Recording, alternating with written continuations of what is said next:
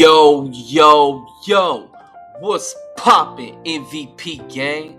It's your boy, Pravi MVP, back with another certified banger.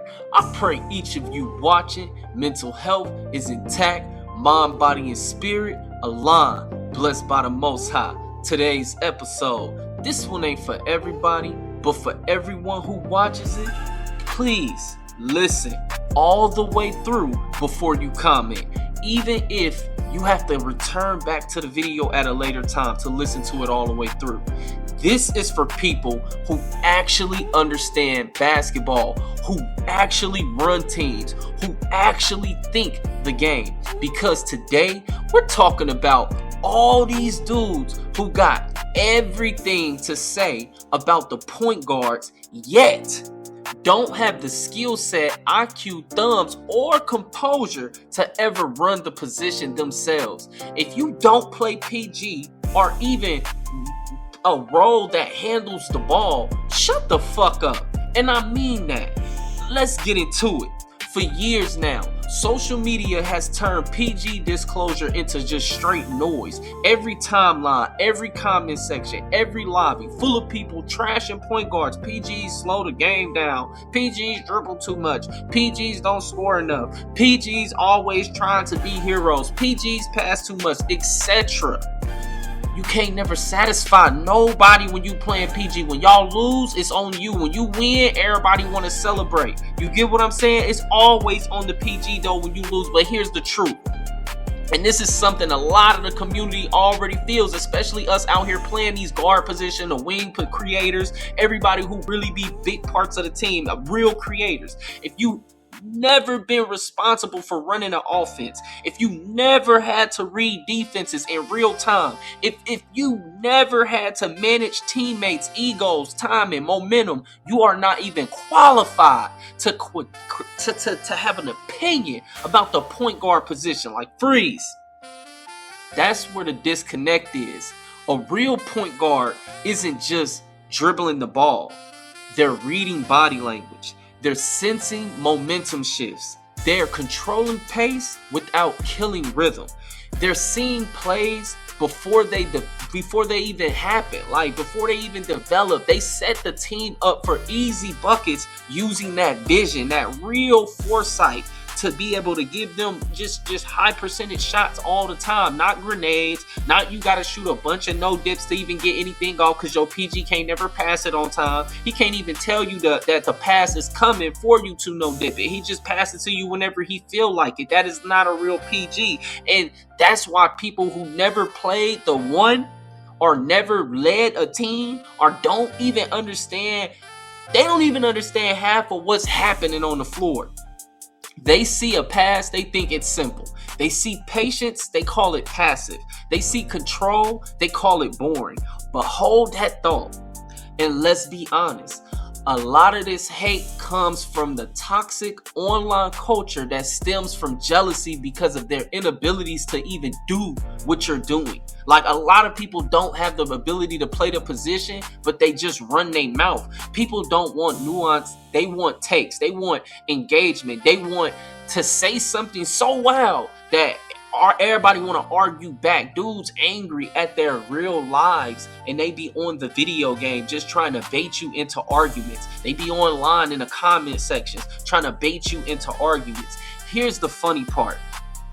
The same dudes that be trashing point guards, they never make one themselves. And that's why I constantly say on my page, like, yes, I'm hard on PGs, but I also play the position. That is why I'm so critical. That is why I be like, you don't have to be forcing shots. Like, if you watch me play, I ain't the greatest player in the world. That is why I'm a good player. Do y'all know that? That's why a lot of people, because I can recognize I am not the best player. That is the problem with dudes. That's why they can't even play with dudes that's actually better than them, because as soon as they get around them, they try to compete with them instead of just allowing them to be them and you to be you. He might be a better scorer than you, but you a better passer or defender or whatever. You don't have to always be just better at scoring. Everybody want to compete at scoring.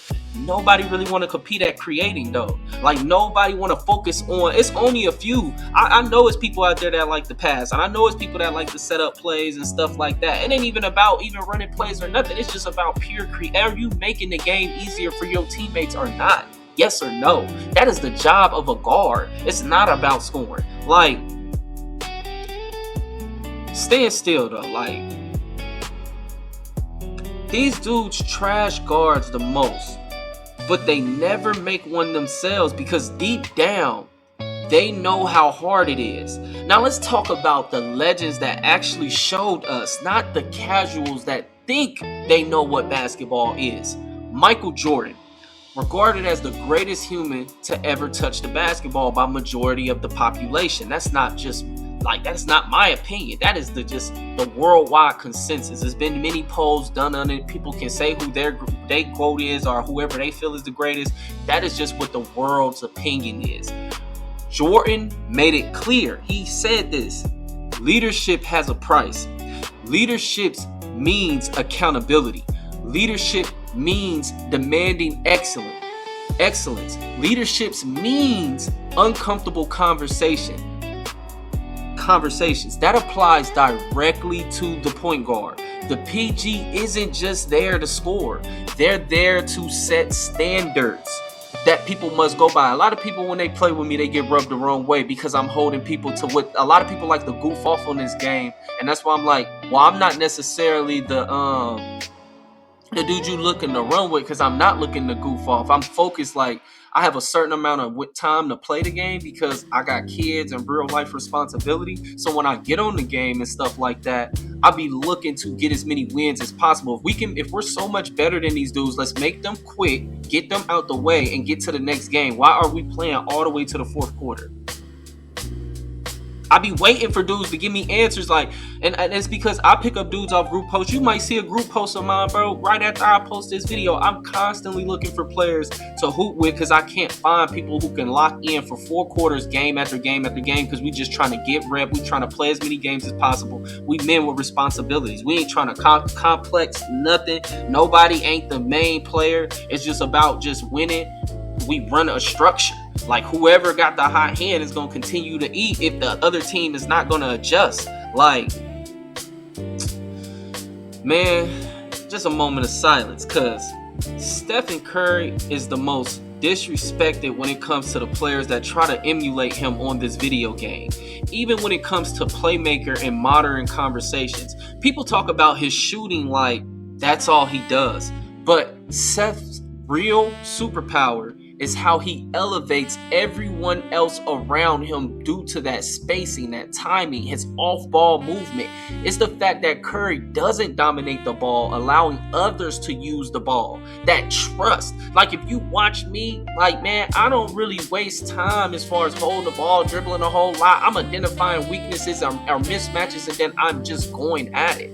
And that's the same way that Curry is. And that's why his teammates thrive around him. That's why defenses panic when he's just on the court. That's why he demands so much attention. That's why his team stay connected. That's point guard basketball. But stay right here. Look, Larry Bird, one of the smartest basketball minds ever.